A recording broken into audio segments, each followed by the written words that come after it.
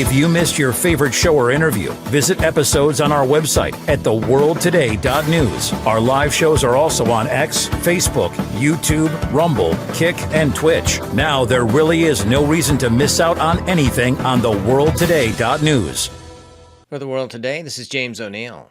2 children, ages 8 and 10, were killed and 17 others injured when a gunman opened fire from outside Annunciation Church and School in Minneapolis on August 27th. Police said 14 of the wounded were children, with 2 critically injured. The shooter, in his early 20s, used multiple firearms before killing himself at the scene. Officials called the attack a deliberate act of cruelty against worshippers. President Trump and Governor Tim Walz issued statements of grief, while Mayor Jacob Frey described the shooting as unspeakable evil. The attack followed several unrelated shootings in Minneapolis this week. U.S. Special Envoy Steve Witkoff said he will meet Ukrainian officials in New York this week while maintaining daily contact with Russia. He noted Vladimir Putin appears willing to end the conflict and hinted that President Trump may need to finalize a deal after his August summits with Putin and Volodymyr Zelensky.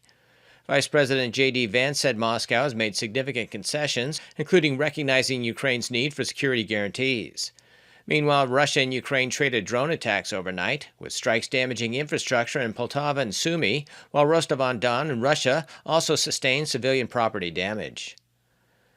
The U.S. doubled tariffs on India to 50% to punish its continued imports of discounted Russian oil, a major revenue source for Moscow's war in Ukraine. President Trump's secondary sanctions target Russia's customers rather than Moscow directly. India, one of Russia's largest energy buyers, imported over 1 million metric tons in July despite U.S. pressure.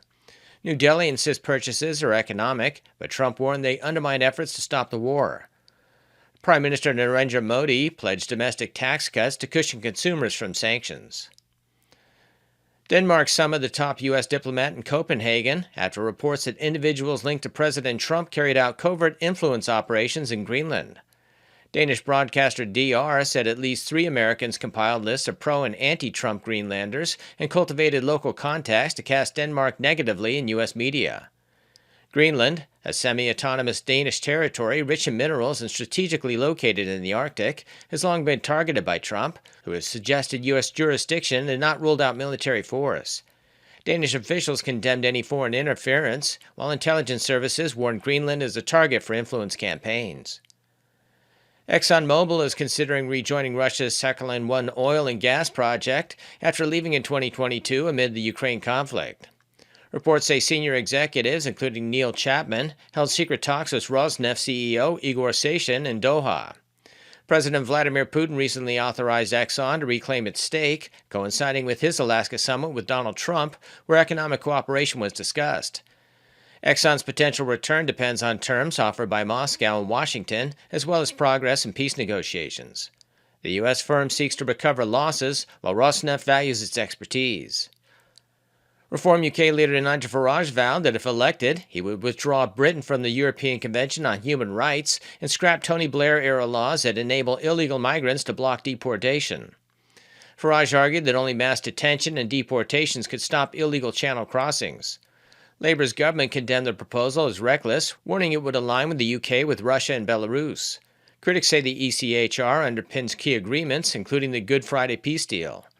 Farage's stance highlights frustration with rulings that have prevented deportations, even of convicted criminals, fueling fierce debate on immigration and sovereignty. And when they're picked up by Border Force give the life jackets back to the French so they can reuse them on the next journey. I mean, we're literally witnessing 2 governments colluding in their support of criminal activity. This has been James O'Neill for The World Today.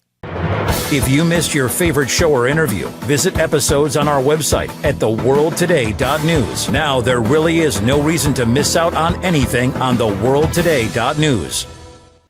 And we're back. Couldn't connect. It was a breakdown from our provider, which is second time, which is just terrible. But we got through it.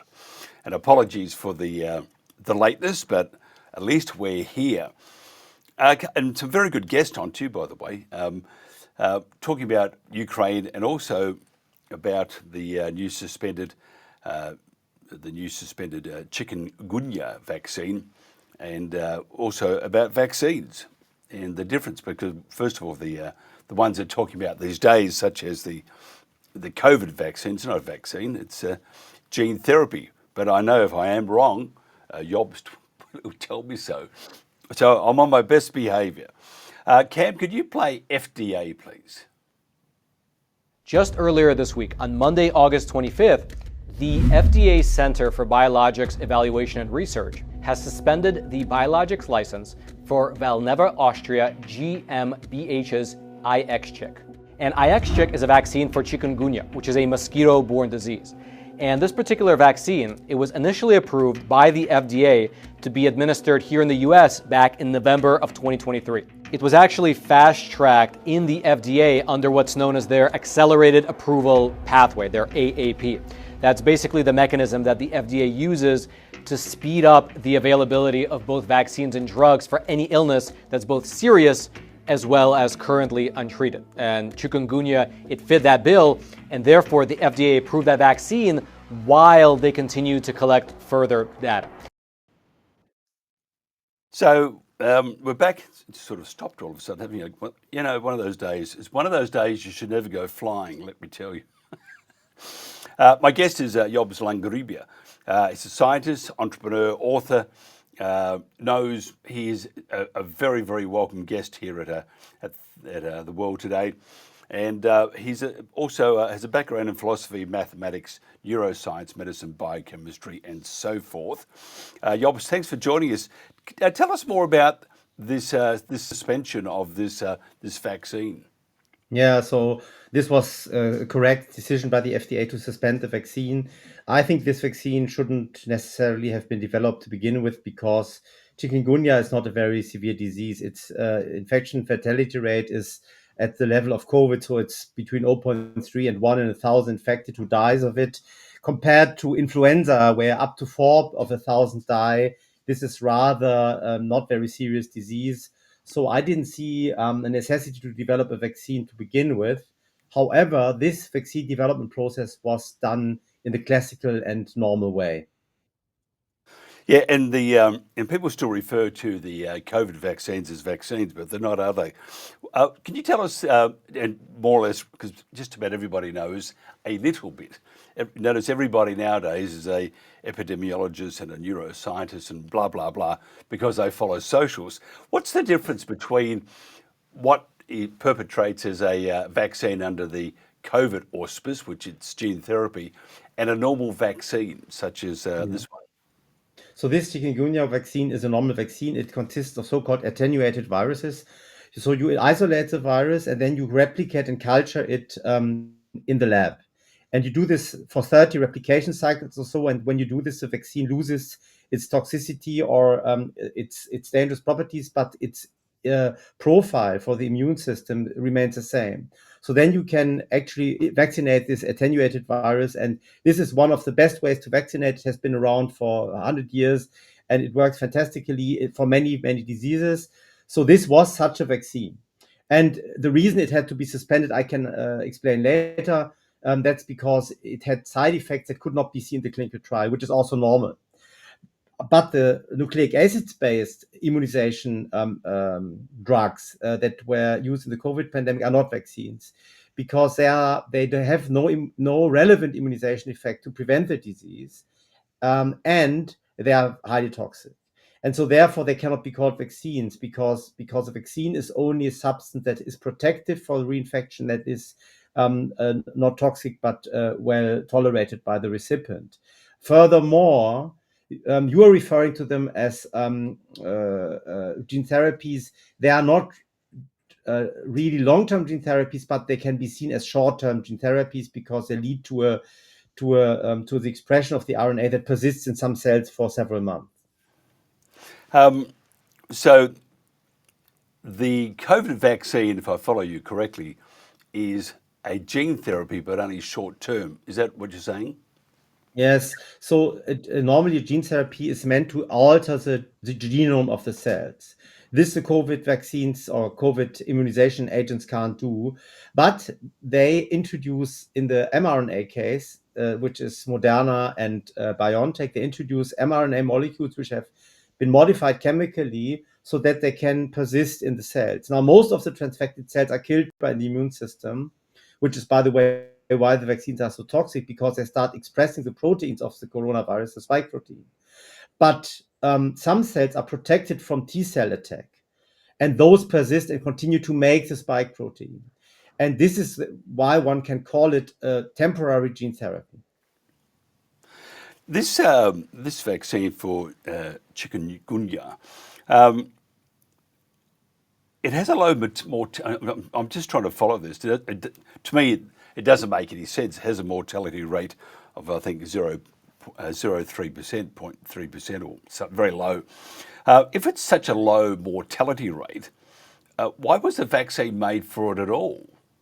So it's 0.3 per mil. So it's even 10 times lower than you said. And the vaccine, I think, wasn't made because it's really needed, but because it's commercially attractive, right? So we have since, I would say, roughly 30 years, we have a crisis in the vaccination development, because all the easy vaccines have been made already since the 1930s. And so now, since the late 80s, it gets harder and harder to find antigens that immunize a human being but are non-toxic for the human being.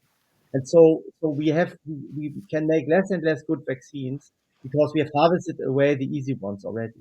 And this crisis has led the pharmaceutical industry to try to make vaccines either against virus or microbes or viruses which are not a real threat, or ones which are only a threat to small populations like hepatitis B, or to make these mRNA vaccines because they have lost a huge part of their revenues because of this scientific crisis. Yeah, I just find this really interesting. The FDA jumped on this pretty quickly. Why didn't they do this with the COVID vaccine? So I think that because that's a classical vaccine, they've just followed the way that they've always done it. They've done it in this case very well. That has nothing to do with Robert Kennedy. They just followed their old protocols established since the 70s, which are really good. And so this was a good job by the FDA. I think they didn't do it for the non-vaccines that were used in COVID for political reasons. They were put under political pressure to approve these and also to maintain the approval, despite we knew already in end of January 2021 that thousands had already been killed in the US by these vaccines. But they continue to uphold the approval for political reasons. And so there you can see the consequence of the influence that politicians and also lobbyists have on regulatory authorities. That's what Robert F. Kennedy calls regulatory capture.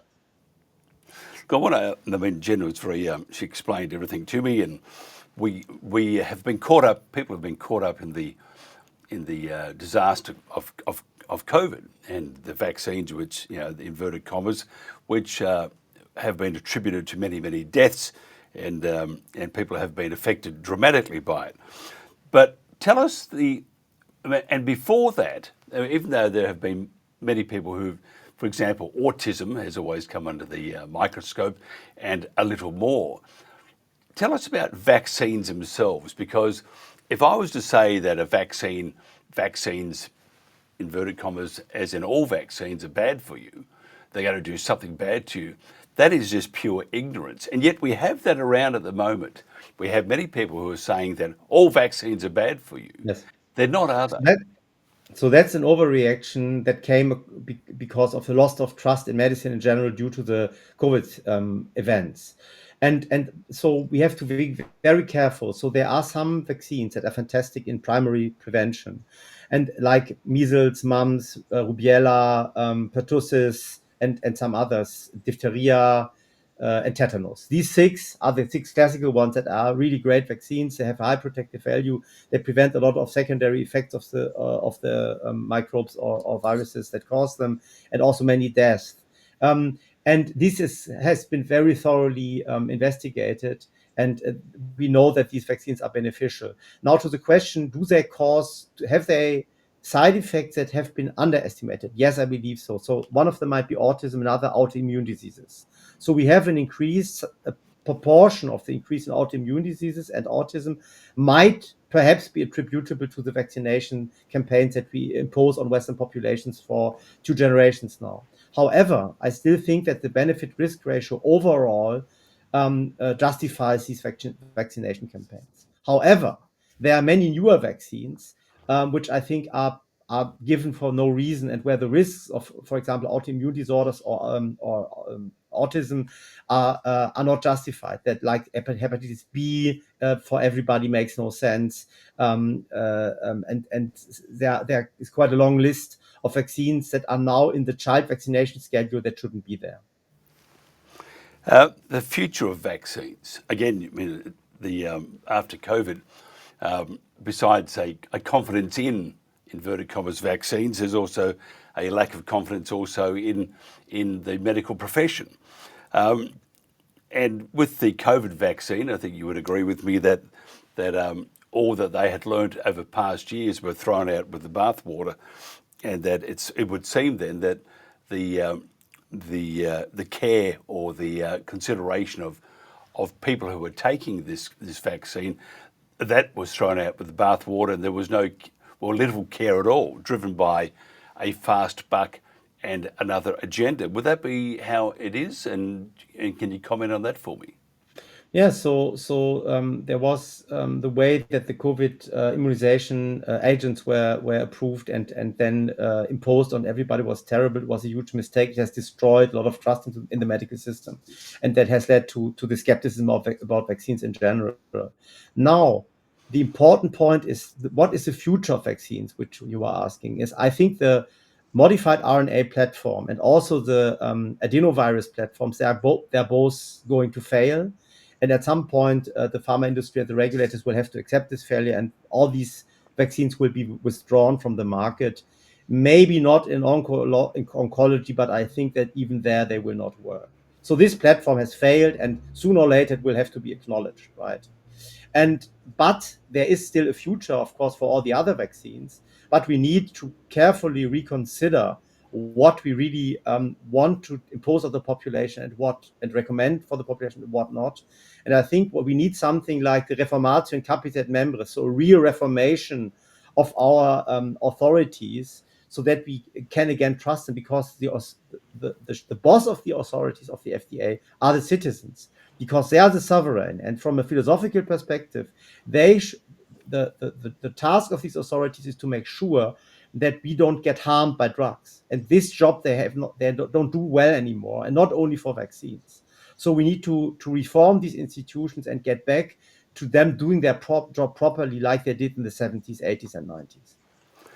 At a recent conference, I'm just trying to bring up the clip for you. I think Donald Trump was quoted and advised by his cabinet, quoted as saying that at the moment, autism, one in 12.5 boys are affected with autism, and they were looking for. And I was just trying to bring this up, but I mean, it's just what he said. I want to play you this, and just if we can, if Cam can bring that up, autism for me, we can play that and just tell us what you think from a scientific point of view, and maybe make us all feel a bit more easy about life. Cam, can you play autism, please? No, we're looking for it at the moment. So there has to be something artificially causing this, meaning a drug or something. And I know you're looking very strongly at different things, and I hope you can come out with that as soon as possible. We will. So 1 in 10,000, and now it's 1 in 31 or 34 or 12 if it's a boy. Can you imagine that? 1 in 12. That's for a boy. On average, 12.5 boys. It's not even believable that could be. So there you are. There you have Trump being advised by somebody at that table. What can you say to that? So this is utterly ridiculous. I mean, essentially, what he's referring to is the normal behavior of boys. So boys are less sociable than girls, and that's what he's talking about. And he's confused and confounding this with real clinical autism, which is a rare condition, still rare today. Now, it may be possible that we have more autism than we had 100 years ago, but it's still a very rare condition. And one of the reasons we might have more autism might also be vaccination campaigns, but that's not proven. So this is just a silly number. And usually, in general, one can say that Donald Trump, like many other politicians, is not very careful with numbers and using numbers in a way that is, I would call, post-reality. Yeah, and it's and again, it's I'd probably say ignorance on steroids. The problem is at the moment we have so much out there, don't we? We have so much. We have all sorts of media, whether it's legacy or independent media. We've got politicians. We've got the bureaucracy, and the message we're getting is that nobody really knows what they're talking about. It's they all know a little bit. It's like when COVID happened, it was amazing in that everybody became a scientist just by at that stage being part of Twitter or Facebook. And that's my dad used to say a little knowledge is a dangerous thing, more so than ever, isn't it? Yeah, so I mean that's the reason why I'm coming to shows like these to actually enlighten people about the real science as best as possible. But we are in an epistemic crisis in the West. We have an age of neo-Lysenkoism, a bit like in the Soviet Union, when Lysenko was promoted by Stalin to spread nonsense about evolutionary theory. And you were even punished as a biology teacher if you didn't follow the lessons or the pseudoscience of Lysenko. We have a similar situation now with so-called climate science, with virology, epidemiology. It's very stressful because it's eroding a very important foundation of our society, which is the trust in science. But you can't trust science anymore if it's used as a means of propaganda and suppression. And that's where we're at now in the West, sadly. What's your thoughts? I mean, this is off script here. I'm just quite interested because we a lot of our guests have a particular stance, which we don't agree with in most cases. But what's your thoughts on the progress of Robert F. Kennedy Jr. at the moment? They've sacked the director of the CDC. Is he on the right track, do you think, or do you think maybe he's veering a bit too right or too left? And as a scientist, from your point of view. So that's the last answer I can give. I'm sorry. So just to make it brief. So I think Robert F. Kennedy, reading his book on Anthony Fauci, came in with the right instincts and he wanted to do the right thing. Mm-hmm. But I think there's evidence that the pressure that he's under and that the conditions under which he's working is preventing him from doing the right thing. So the entire COVID vaccine still have not lost their approval. And the entire modified RNA platform should be banned from research and development and so on. And this hasn't been done, so this shows he's quite under a lot of pressure. Now I know you have to go, but one more question. Tell us about, if you wouldn't mind, quickly. I know it's like asking someone how long is a piece of string, but the new thing on the market, which we are reading a lot about and we talk about here, is saRNA. So this is just a way of reducing the number of RNA molecules that have to be packaged into lipid nanoparticles, because they add another RNA which encodes for an enzyme that replicates the RNA after the cells take it on. It's a completely silly idea, but it has obtained approval in several countries, for example, Japan. I suggest, because it's very complicated, that we have another discussion about this. Yeah, I think so too. I think, but again, you have to run, and it's like unfair of me almost springing this on you. But I got so many questions, Jobst. If somebody wants to find out more about yourself, how do they do that? Just Google me. That's very easy. Then you find all my articles. Next to James Bond, 007. Jobst, thank you for being patient. Thank you very much. This is The World Today. Thank you, sir.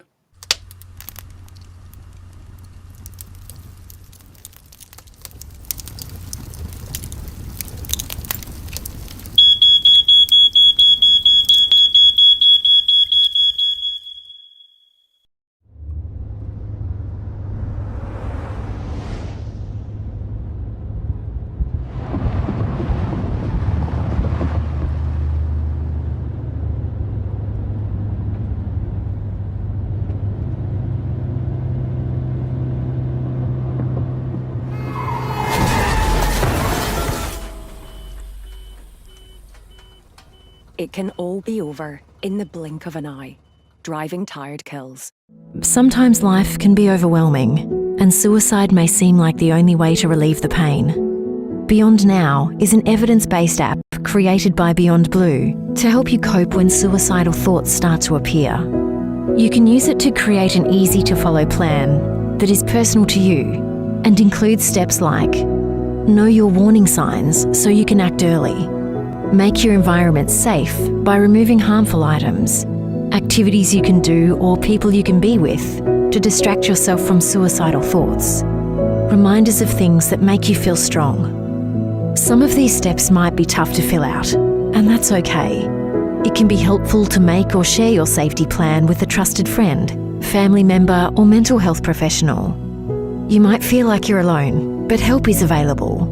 If you're worried you can't stay safe, use the red telephone icon to call your emergency contacts. Download the free Beyond Now app today to create your personal safety plan. If you missed your favorite show or interview, visit episodes on our website at theworldtoday.news. Our live shows are also on X, Facebook, YouTube, Rumble, Kick, and Twitch. Now there really is no reason to miss out on anything on theworldtoday.news. Now, I'm just looking for our next guest. It's Friday, okay? It's Friday, and things happen on Friday. So those who are with us at the moment, thank you so much. We'll try and stretch this out a bit, just to get some things in that I would like to talk about too. The ALP in Victoria stinks. I'm not the only one saying that. Many of them are. Yet I think they will also get back into power. Jacinta Allen, who, by the way, she could be not a bad person. At this stage, I've just, one of my, Jenny, my business partner, has just put her head into the creek and blown bubbles. But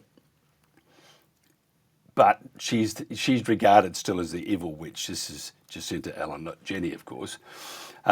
Now, Jacinta Allen was in Ballarat at a thing called the Bush Summit. And the people are not very happy with it. A crowd member yelled out, "Nobody wants to hear, go back behind the stage." They were very, very angry at Jacinta Allen for what the Victorian government, which is truly chaotic to say the least. But the opposition, the Conservatives, it's like Benny Hill music almost. They are just farcical. And it's a disgrace. If I was Jeff Kennett, I would be very, very, very distressed at what's happening to the Victorian Conservatives, the Libs, and Victoria, because crime and violence is just out of control. But they spent $325,000 on a bin, on a machete bin. Could you imagine? And they bought a whole bunch of these. I think like $13 million worth. I wonder if they got a discount. Anyway, unless there's tariffs.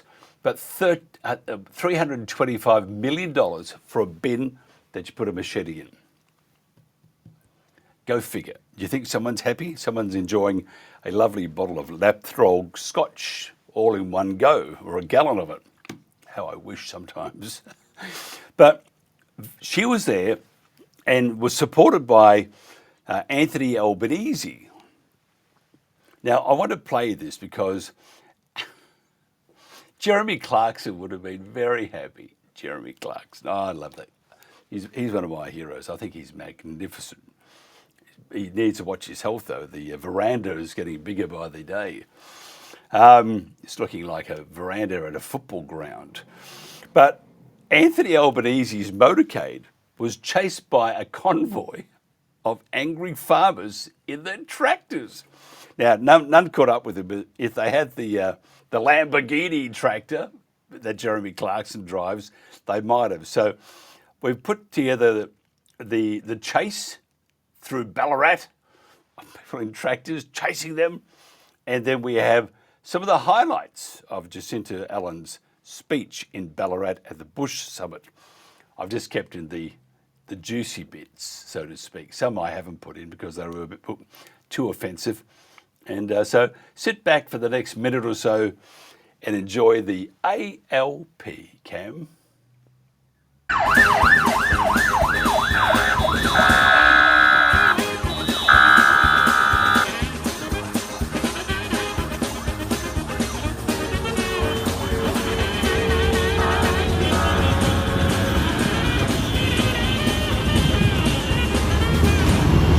Bush gives you something you simply can't find anywhere else. The fresh air, the quiet, the space.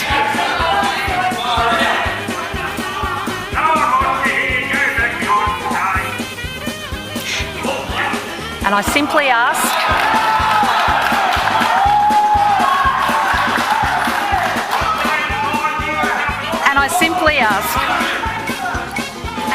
to show the best of country Victoria.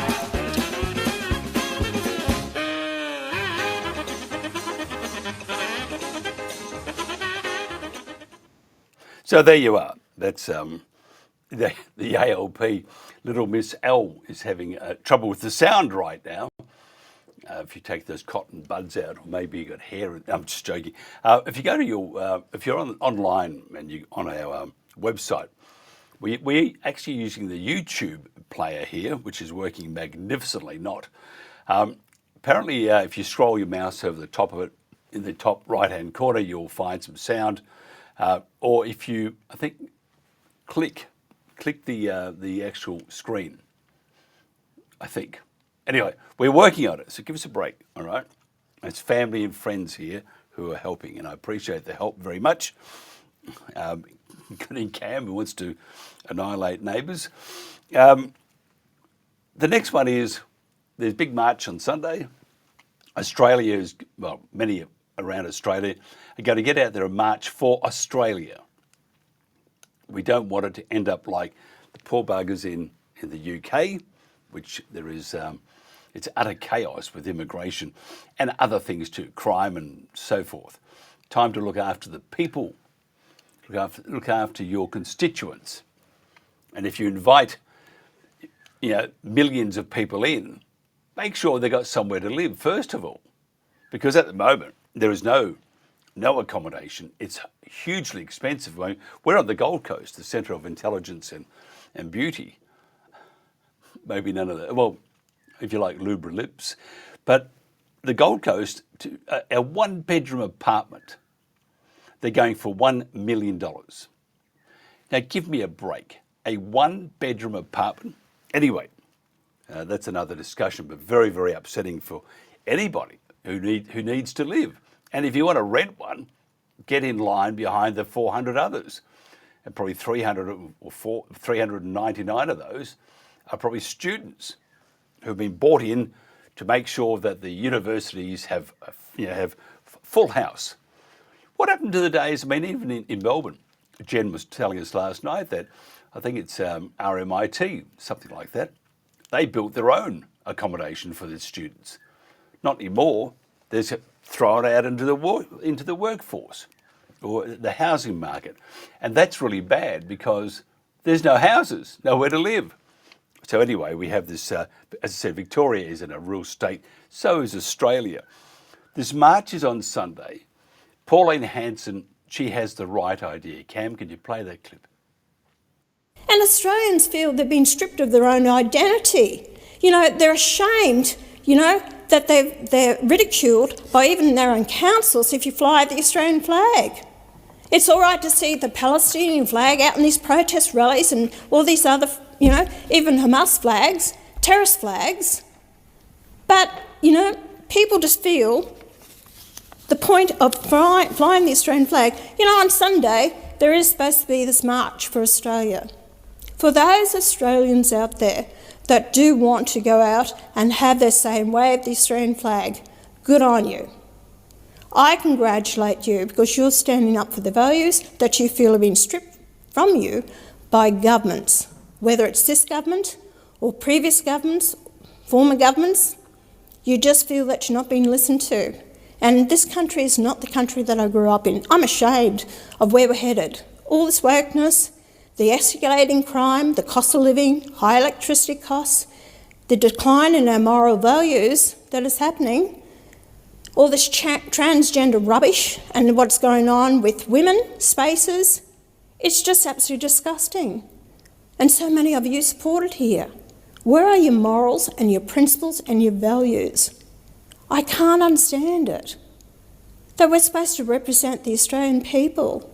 The decline that I see in my nation, and I feel sorry for those men and women that have fought and sacrificed their lives to give us the democracy and give us a nation that we should be also proud of. And I agree. And I think Pauline Hanson, as we would say in Australia, and for those that transported us out here a couple of hundred years ago for nicking a potato, thank you, first of all. And we would say that Pauline Hanson is a good stick, and she is. I'm going to go into another clip, but I just want to say something first of all, and it's been irritating me a little bit.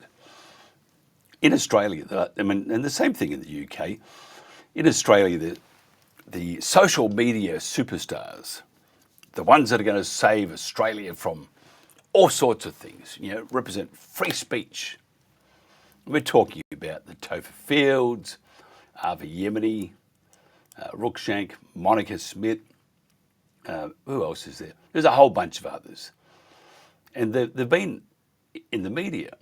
Now, all these people, all of them, have you noticed that, first of all, we're all fighting for free speech.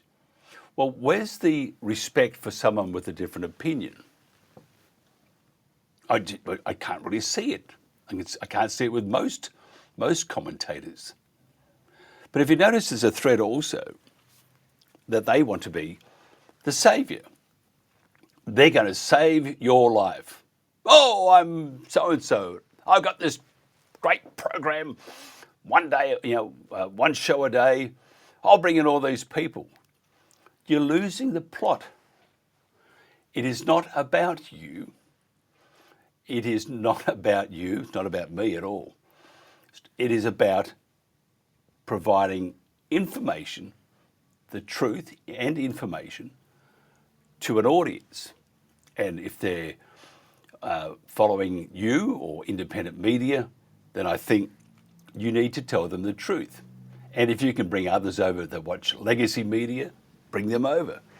But tell the truth. It is not about you. And all of these people, by the way, have great numbers. And good on them, I think. Well done. So I don't begrudge them there. But I think you'd find a lot of them a little bit like I won't say cult because it's wrong, but it's a large following. They like what they hear. And that's great. But you need to tell the truth. And this rally was almost hijacked. But then I find out that everyone's having rallies. And you sort of think, what's the point of it? We look like a bunch of rabble. Independent media looks like a bunch of rabble. And the same thing in the UK. A bunch of guys that used to work with us, I won't tell you what happened, not very happy, went out to do what they want to do, but all you do is water it down. You water the whole thing down. And when you water it down, you got no show at all. You are dead in the water because you're competing against the big ones. And don't believe in the UK that GB News is there to save your sanity. They are protected by Ofcom, and they are. GB News is protected by the government. If GB News steps out of line, they'll lose their licence, more so than ever. So when you hear GB News say something, get into this about freedom or whatever, they're doing it within confines of, because they can't step out of that box. Otherwise, they'll be in deep trouble. So when someone goes on about free speech, looking after your life, they're not. They are looking after themselves at the start. And if they have a message that correlates with what you want, fantastic. But all of them are looking after themselves. They are not at all interested at the end of the day in putting themselves out. And we hear that, that certain people went to jail and stuff, whether you're in the UK or not. Yeah, I can think of one guy that went to jail, and I think he is just magnificent in the UK. We all know who I'm talking about, but I'm not going to highlight him. But he is very, very good. And there's a couple others too. I think they're very honest people. But you have to understand that when somebody gets in front of a camera or behind a microphone, we used to call it microphone madness. Now, if they have a message that resonates, fantastic. I'm saying that if you want to follow them, great. But they are not all the saviour, and they don't all tell the truth. So this rally on Sunday, it was almost torpedoed. And that was because of egos. And if somebody is, is saying that we're going to save the world and look at me, I'm telling you the truth, look at their history. Not what people have said, because there are very malicious, very awful people out there who will do whatever they can to discredit you and tell absolute BS. But look at what they have said. Look at what, if you want to get into me, look at what I have said. I haven't said much because I wasn't on air a whole lot because I kept away from it. But if you look at what people said about us, then you're going to find a whole lot of BS. If you look at what we did, that TNT, for example, was an institution. It had a number of people who were pushing the brand. The brand was to tell the truth. I think all the people we had were absolutely magnificent, every one of them.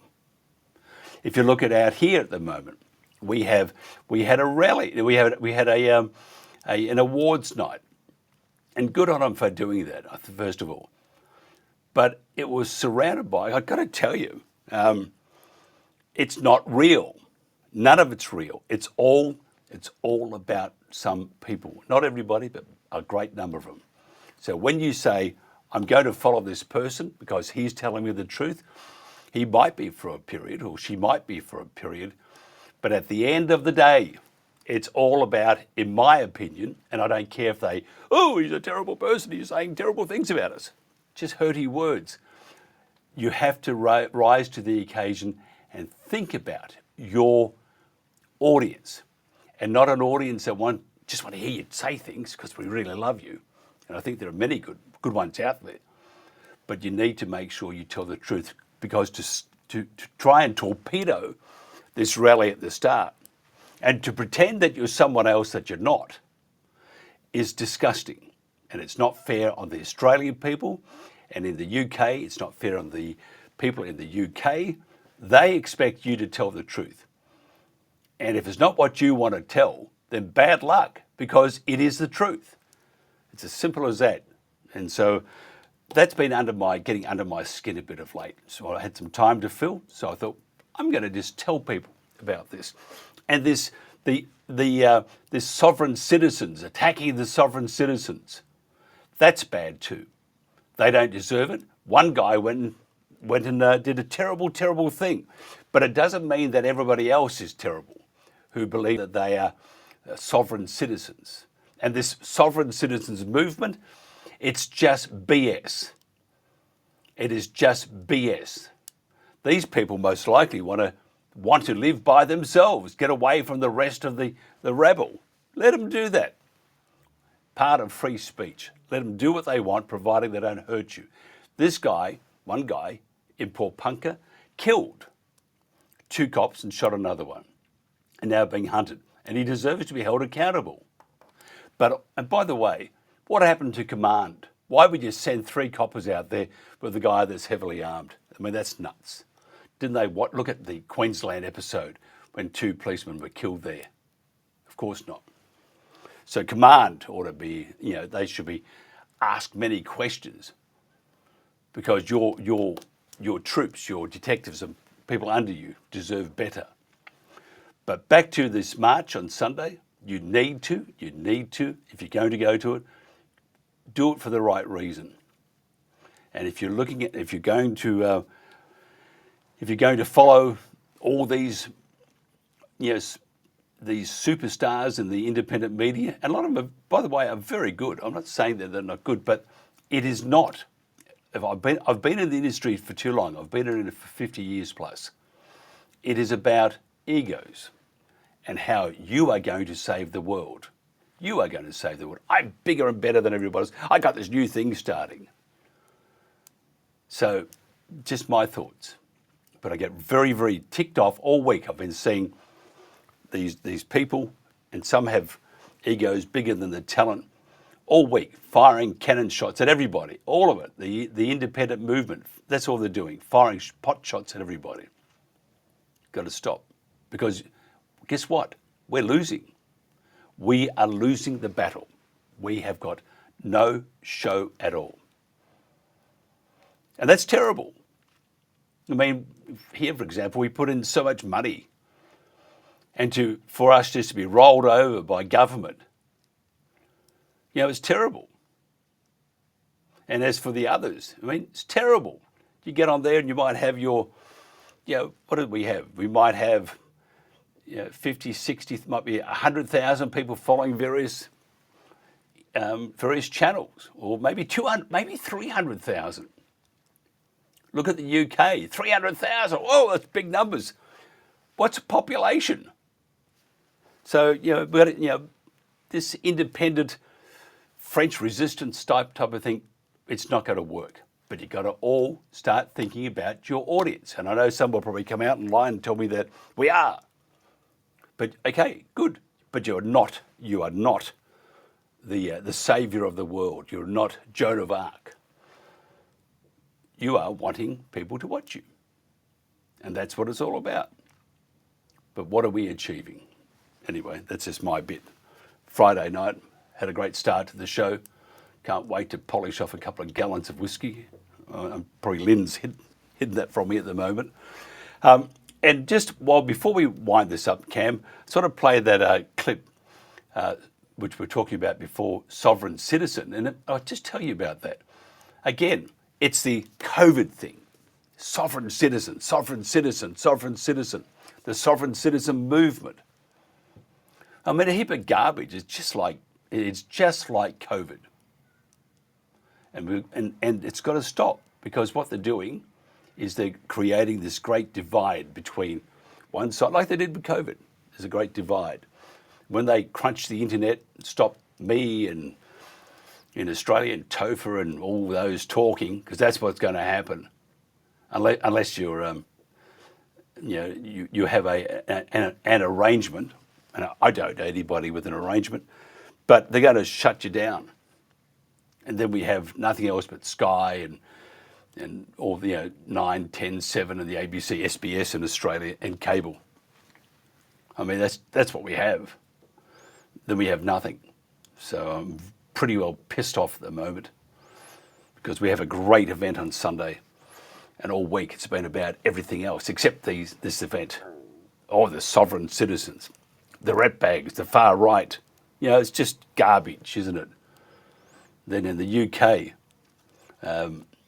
you have a great number who, I mean, look at it. Tell me, what's happened in the UK? Have you stopped the immigration? No. Has government rolled back its agenda? No. What does that mean? It means that we're not doing our job properly. We need to be accountable too. I mean, I do. Everybody does.